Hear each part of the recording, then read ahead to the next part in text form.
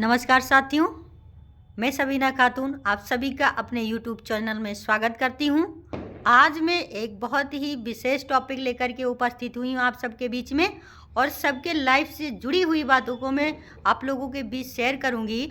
तो आप लोग वीडियो को लास्ट तक देखेंगे और बने रहेंगे, और अगर वीडियो पसंद आया तो लाइक कमेंट शेयर करके ज़रूर बताएंगे।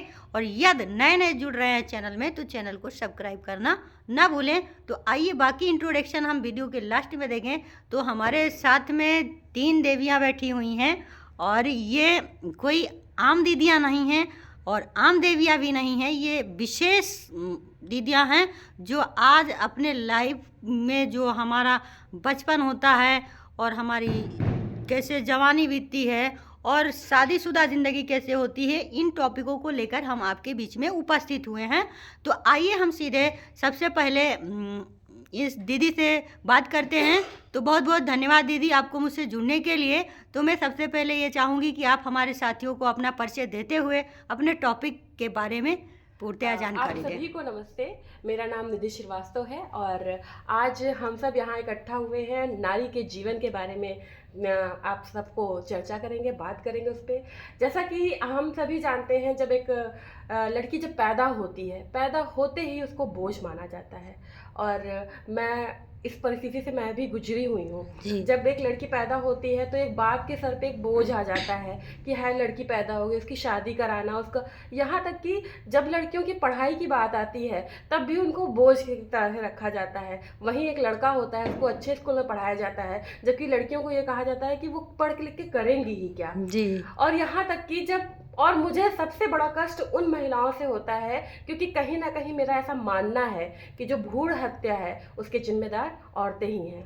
लास्ट में बस कुछ लाइनों से बताना चाहूँगी कि माँ, मैं तेरी ही गोद से आई हूँ। ए माँ, मैं तेरी से ही गोद से आई हूँ, क्यों मुझे बोझ समझती है? मैं ही तेरा अंश हूँ, मैं ही तेरी बेटी हूँ। बहुत सुंदर, बहुत सुंदर। इन्होंने एक मार्मिक बातें बताई जो दिल को छू जाए। वाकई में हम बहनों को इस पे गौर करना चाहिए। तो इसी से जुड़े हुए बीच में हम चलते हैं अगली बहन के पास। ये हमारे बीच में उपस्थित हैं। इनसे भी हम चाहेंगे कि ये स्वयं अपना परिचय दें और अपने विषय के बारे में हम लोगों को बताएं। सभी साथियों को नमस्कार एवं आदाब। मेरा नाम ज़िबा उमर खान है, और जैसे कि अभी निधि जी ने बताया, बहुत सही बताया कि कहीं ना कहीं अगर इसी चीज़ों में अगर हम किशोरावस्था में आते हैं तो हम लड़कियों के साथ बहुत बाउंडेशन होती है। यहाँ नहीं जाना, वहाँ नहीं जाना, ये चीज़ें वो चीज़ें। तो कहीं ना कहीं लोगों को अपनी सोच बदलनी चाहिए।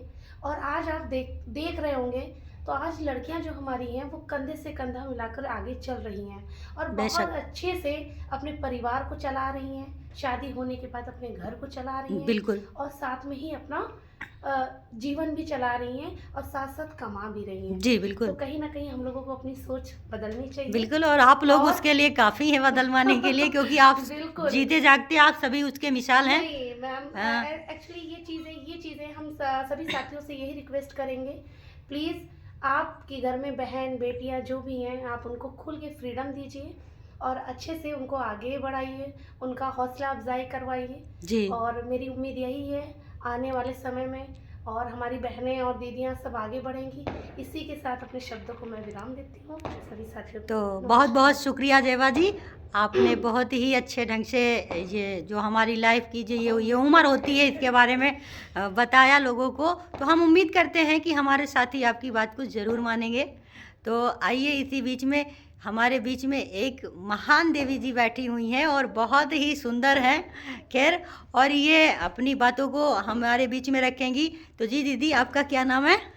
सभी साथियों को मेरा नमस्कार। मेरा नाम दीपा वर्मा है और हम आप सभी लोगों को, जैसे आप सभी लोगों ने अभी तक जैसे बचपना हमारा क्या होता है, कैसे मतलब जब एक लड़की जब गर्भ में आती है उसके मतलब शुरू से ही उसके लिए अलग से लोगों के सोच विचार होते हैं। जब ये पैदा हो जाती है, जवान होती है, तो माँ बाप का जो उस लड़की के प्रति जो बाउंडेशन होता है वो सारी चीज़ें जैसे मैम ने बताया। तो हम उसके आगे की जो हमारी अपनी एक कहानी है कि जब शादी हो जाती है तो शादी के बाद एक लड़की का जो जीवन होता है, पहली बात तो उनके माँ बाप का, लड़की के माँ बाप का उनके जीवन पे कोई अधिकार नहीं होता है।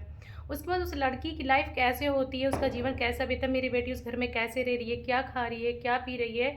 माँ बाप हमेशा अपनी बेटियों को यही समझाते रहे कि बेटा कैसे भी हो, आपको अपना वो घर है, आप जी चीज़ों को समझ के रहिए, आप ये ना करिए, वो ना करिए, मतलब किसी भी तरीके से बेटी को समझा के रहना चाहिए। बेटी माँ किसी भी कष्ट में होती है, लेकिन समाज का कोई भी व्यक्ति ये नहीं कहता कि नहीं बेटा, हम्म, अगर जिस दिन तुम्हें अपने घर तकलीफ होगी, उस दिन तुम्हारे बाप का द्वार खुला है घर के। जी बिल्कुल, बहुत बड़ी तो बात आपने ये कही अगर है। अगर दुनिया का हर बाप अगर ये चीज़ कह दे बेटियों से कि बेटा वहाँ पे ऐसा अगर तुमको तकलीफ होगा तो तुम्हारे बाप का ज़िंदगी भर के द्वार खुला है, तो कोई भी बेटी हमारे समाज की इस तरह से किसी चीज़ का शिकार नहीं होगी। जी ना उसको दहेज प्रथा के लिए चलाया जाएगा, ना उसे मारा पीटा जाएगा, क्योंकि बेटी कहीं न कहीं उसको ये लगता है कि उसको चाहे मारा जाए, पीटा जाए, लेकिन उसको वहाँ पर रहना ही है, क्योंकि उसके माँ-बाप ने उसके कान में ये बात डाल दी है कि तुम एक लड़की हो, तुमको ये करना है, तुम एक लड़की हो, तुम्हें ये चीज़ सहना है। क्यों सहें हम? बिल्कुल जिस तरह से लड़कों पुरुषों को समाज में खुलकर जीने का अधिकार है, उसी तरह से हम महिलाओं को भी इस समाज में खुल के रहने का, जीने का अधिकार है। बिल्कुल अब तो सरकार ने ऐसी योजनाएं चलाई हैं जिसके द्वारा हम सभी बहनें आगे बढ़कर उस योजना में शामिल होकर अपने जीवन के लिए हम कुछ कर सकते हैं, आत्मनिर्भर हो सकते हैं। तो हमारा सभी साथियों से ये एक तरीके से गुजारिश समझिए कि अपने घर की बहन बेटियों को सबको एक नज़र से ना देखें। समाज की सारी बेटियां एक जैसे नहीं होती हैं, जी और उनको आगे बढ़ने के लिए सभी लोग प्रेरित करिए। और इसी के साथ हम अपने शब्दों को विराम देते हैं। सभी को धन्यवाद। तो बहुत बहुत शुक्रिया आप तीनों बहनों का।